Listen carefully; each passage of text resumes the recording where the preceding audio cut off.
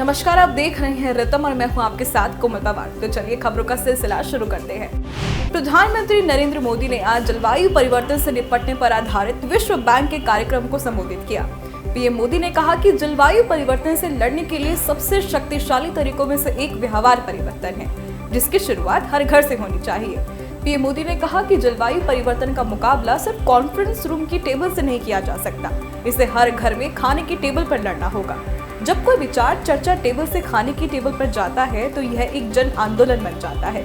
PM Modi ने कहा कि भारत के लोगों ने पिछले कुछ वर्षों में बहुत कुछ किया है, यहाँ तक कि लोग भारत के कई हिस्सों में लिंगानुपात में सुधार के प्रयास भी कर रहे हैं। ये वे लोग हैं जिन्होंने बड़े पैमाने पर समुद्र तटों के पिछले भाग या सड़कों पर स्वच्छता अभियान चलाया।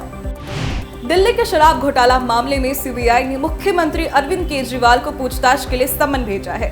आज बीजेपी नेता प्रवक्ता गौरव भाटिया ने आप नेताओं से सवाल पूछा है कि दिल्ली लिकर स्कैम के आरोपी से मुख्यमंत्री अरविंद केजरीवाल ने बात क्यों की। उन्होंने कहा कि इस मामले में अब एक एक कर तार जुड़ रहे हैं। भाटिया ने कहा कि मनीष सिसोदिया और सत्येंद्र जैन की तरह हथकड़ी अरविंद केजरीवाल के करीब है। दिल्ली शराब घोटाले के डिजिटल सबूत हमारे पास है। जांच एजेंसियां नियम अनुसार और सबूतों के आधार पर काम कर रही हैं। भाटिया ने कहा कि जैसे ही अरविंद केजरीवाल को सीबीआई ने पूछताछ के लिए बुलाया, जाहिर तौर पर डर से कांपने लगे हैं। यह बिल्कुल स्पष्ट है कि केजरीवाल शराब घोटाले के सरगना है। बिहार में शराबबंदी कानून लागू है, फिर भी नीतीश सरकार यहां शराब के अवैध कारोबार पर नकेल कसने में नाकाम साबित हुई है। एक बार फिर यहां जहरीली शराब पीने से कई लोगों के मरने की खबर सामने आई है। बेतिया के पुलिस उप महानिरीक्षक जयंत कांत ने बताया कि फिलहाल 6 लोगों की मौत की खबर है, जबकि 8 लोग विभिन्न अस्पतालों में भर्ती हैं, जिनका इलाज चल रहा है। अस्पताल में भर्ती लोगों में से कुछ की हालत गंभीर बताई जा रही है, जिससे मौत का आंकड़ा बढ़ सकता है। वहीं मीडिया में आ रही खबरों में मृतकों की संख्या इससे कहीं अधिक बताई जा रही है। पुलिस के अनुसार इस मामले में अब तक 7 लोगों को गिरफ्तार कर लिया गया है। बता दें कि पिछले वर्ष सारण और छपरा समेत कुछ स्थानों पर जहरीली शराब पीने से 100 से अधिक लोगों की मौत हुई थी। पंजाब पुलिस ने अलगाववादी समर्थक और वारिस पंजाब देव के प्रमुख अमृतपाल सिंह के साथी जोगा सिंह को गिरफ्तार कर लिया है।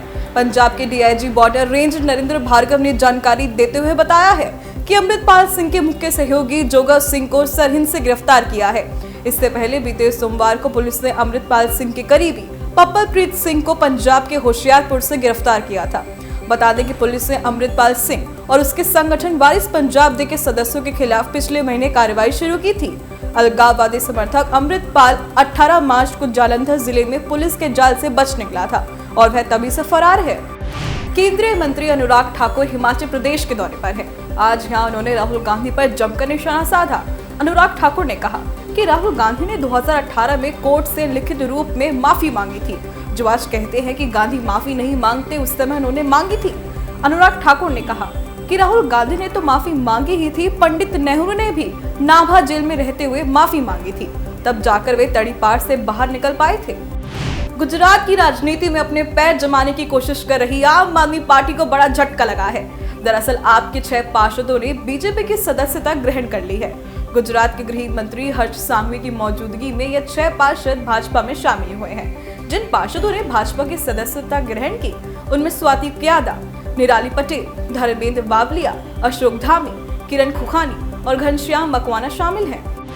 देश में कोरोना संक्रमण के मामलों में लगातार वृद्धि हो रही है। भारत में पिछले 24 घंटे में संक्रमण के 10,753 नए मामले सामने आए हैं। इसी के साथ ही सक्रिय मामलों की संख्या 53,720 हो गई है। केंद्रीय स्वास्थ्य मंत्रालय ने बताया कि पिछले 24 घंटों में 27 मौतें हुई हैं। इसी के साथ ही स्वास्थ्य मंत्रालय ने एडवाइजरी जारी करते हुए लोगों को सावधानी बरतने के लिए भी कहा है। माफिया अतीक पर एसटीएफ और पुलिस के बाद अब एटीएस का भी शिकंजा कसता नजर आ रहा है। एटीएस की टीम ने शुक्रवार को उसके आतंकी संगठनों और आईएसआई से संबंधों को लेकर लंबी पूछताछ की। एटीएस अतीक के खिलाफ यूएपीए के तहत जल्द केस दर्ज कर सकता है। दरअसल उमेश पाल की हत्या के मुकदमे में विवेचक को दिए बयान में अतीक अहमद ने उसके संबंध पाकिस्तान की खुफिया एजेंसी आईएसआई व आतंकी संगठन लश्कर-ए-तैयबा से होने की बात स्वीकार की थी। इसके बाद से एटीएस व अन्य खुफिया एजेंसियां भी सक्रिय हो गई हैं। पाकिस्तान अपनी नापाक हरकतों से बाज नहीं आ रहा है। वो लगातार ड्रोन के जरिए हथियार और नशीले पदार्थ भेजने की कोशिश कर रहा है। आज भी सीमा पार से आए पंजाब के गांव मुलाकोट में ड्रोन ने भारतीय सीमा में घुसने की कोशिश की, जिसे बीएसएफ के जवानों ने सीमा पर ही मार गिराया। रक्षा जनसंपर्क अधिकारी ने बताया कि बीएसएफ के जवानों ने करीब 3.2 किलो हेरोइन के 3 पैकेट बरामद किए और मामले में आगे की जांच जारी है।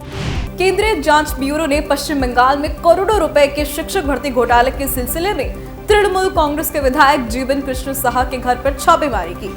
शुक्रवार को शुरू हुई छापेमारी आज भी जारी है। बताया जा रहा है कि इस दौरान विधायक ने अपना मोबाइल फोन तालाब में फेंक दिया, जिसे अधिकारी ढूंढने की कोशिश कर रहे हैं। वहीं छापे में सीबीआई ने शिक्षक भर्ती घोटाले में कई आपत्तिजनक दस्तावेज बरामद किए हैं। बता दें कि पश्चिम बंगाल में शिक्षक भर्ती 2014 में हुआ था।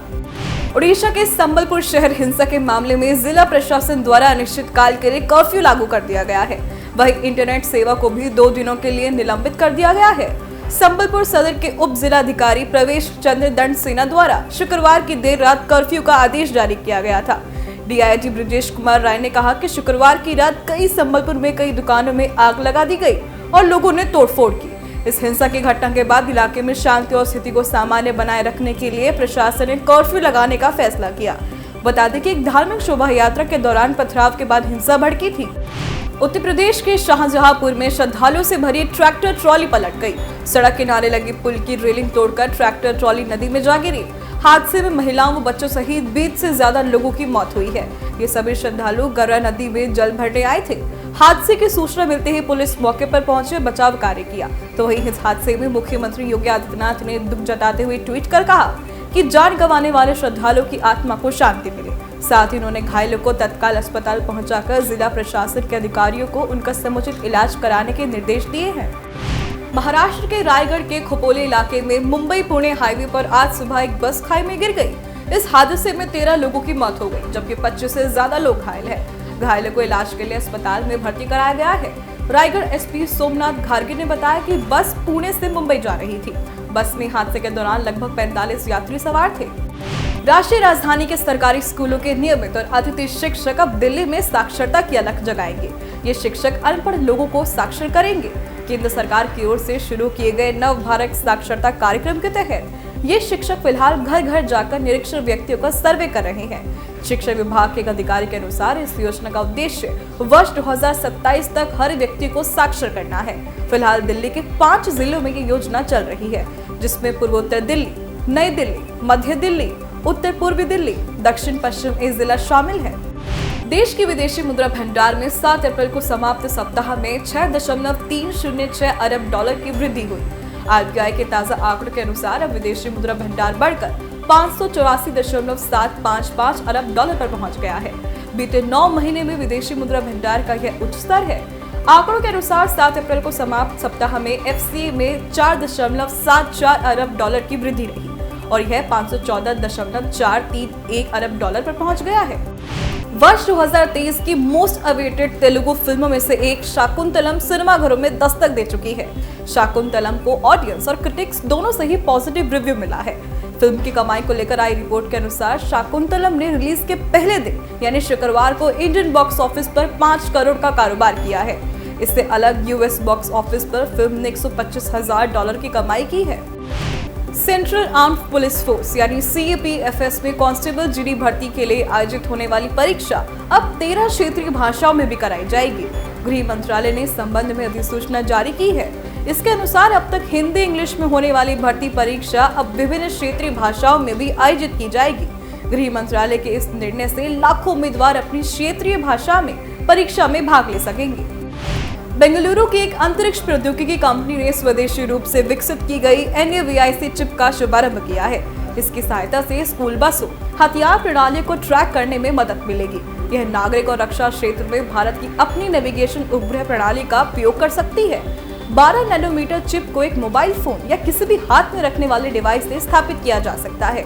बता दें कि IIT खड़गपुर द्वारा विकसित यह चिप छोटे आकार, अधिकतम कम बिजली की आवश्यकता और सॉफ्टवेयर आधारित नियंत्रण वाली चिप है। जापान के प्रधानमंत्री फुमियो किशिदा पर जानलेवा हमला हुआ। वाकायामा शहर में जापानी पीएम के भाषण के दौरान एक अज्ञात शख्स ने पाइप जैसी वस्तु फेंक दी। न्यूज एजेंसी रॉयटर्स के अनुसार ये पाइप बम था जो पीएम के पास जाकर गिरा, लेकिन उन्हें कोई नुकसान नहीं हुआ। बता दें कि पीएम फुमियो अपना भाषण शुरू करते उससे पहले ही यह हमला हो गया। पुलिस अधिकारियों ने विस्फोट के बाद हमलावर को घटनास्थल से गिरफ्तार कर लिया है। नेपाल के निवेश बोर्ड ने देश में 669 मेगावाट लोअर अरुण जल विद्युत परियोजना के निर्माण के लिए भारत के सतलुज जल विद्युत निगम के निवेश प्रस्ताव को मंजूरी दे दी है। नेपाल के प्रधानमंत्री पुष्प कमल दहला प्रचंड की अध्यक्षता में हुई निवेश बोर्ड की 53वीं बैठक में SJVN के 92.68 अरब नेपाली रुपए के निवेश प्रस्ताव को मंजूरी दी गई। नेपाल के निवेश बोर्ड के बयान के अनुसार 900 मेगावाट अरुण 3 और 695 मेगावाट अरुण 4 पनबिजली परियोजना के बाद अरुण नदी पर शुरू की गई यह तीसरी परियोजना है।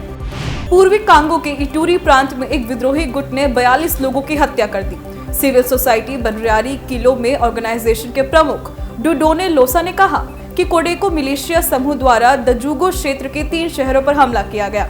इस दौरान उन्होंने कई घरों को जला दिया। इस हमले में कई लोग घायल भी हुए हैं। वहीं मामले में सेना ने हमले की पुष्टि की और कहा कि वह अपराधियों की तलाश कर रही है।